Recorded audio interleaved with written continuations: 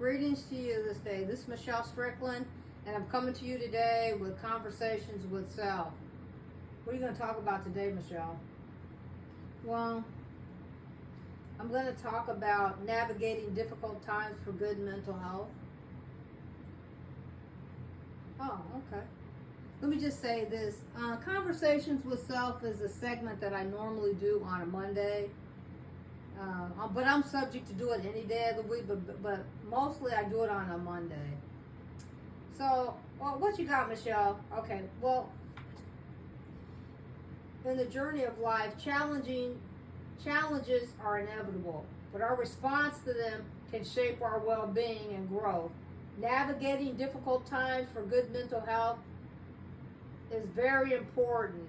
And there are a range of strategies and principles to guide us through these challenges, offering a roadmap to not only survive but thrive in the face of adversity.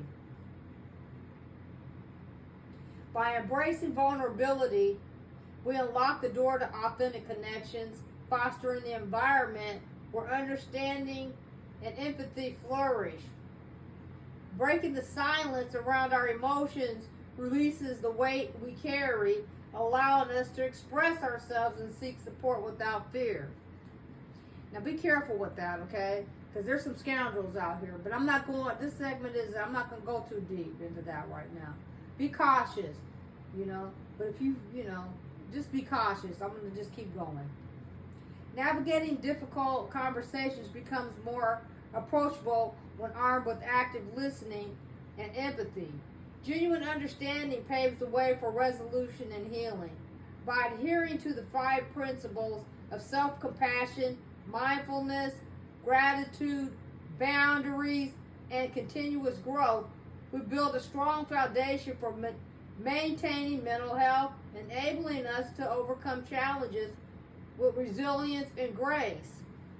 And right now, it's very important for everybody to make sure that you keep your individuality and recognize where you are as a person right now. Even though there's a lot of bad things going on in this world, make sure you have the clarity of mind for yourself, because you still have to function. I'm not saying don't pay attention to what's going on. Absolutely pay attention. But you must keep your clarity of mind. But let me keep going. The capacity to find solace in shared experiences, the resilience to rise above adversity, and the potential for growth through every obstacle is something that everybody should try to strive for.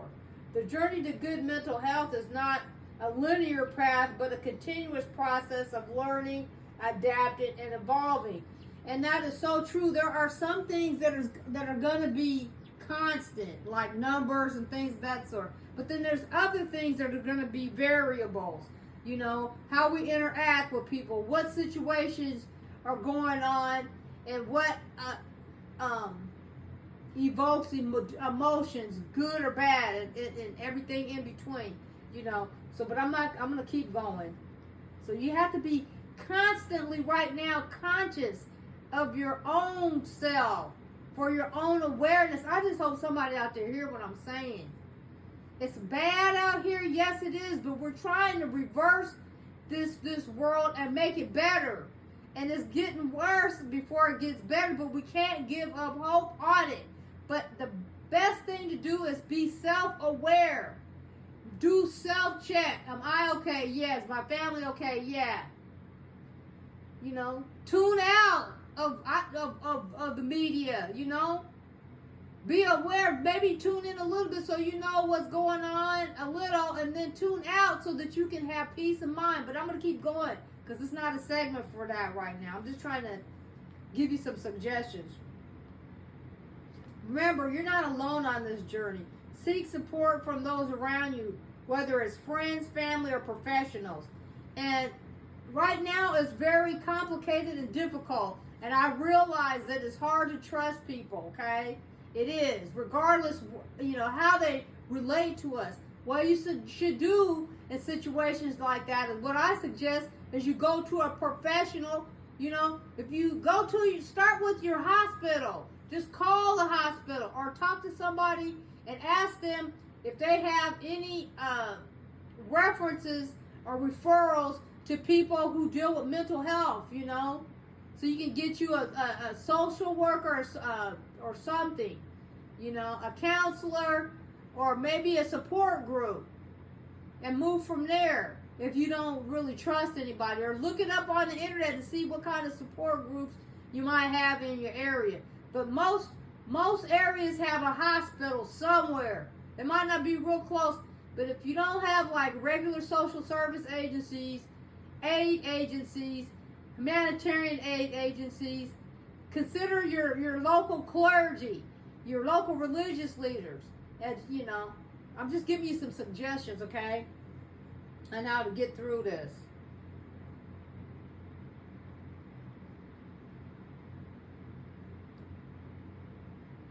Embrace vulnerability, communicate openly, and cultivate connections that uplift and support you.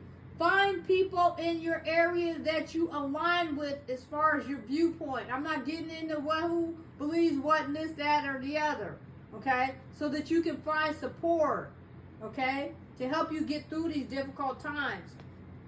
As you move forward, keep in mind that navigating difficult times is not a sign of weakness, but a testament to the strength and courage that you have by reaching out and not allowing yourself to cave into what's going on. By embracing what we have talked about, some of the suggestions I've given you, you empower yourself to not only navigate the challenges that come your way, but to emerge from them with renewed strength, wisdom, and a positive outlook on your mental well-being.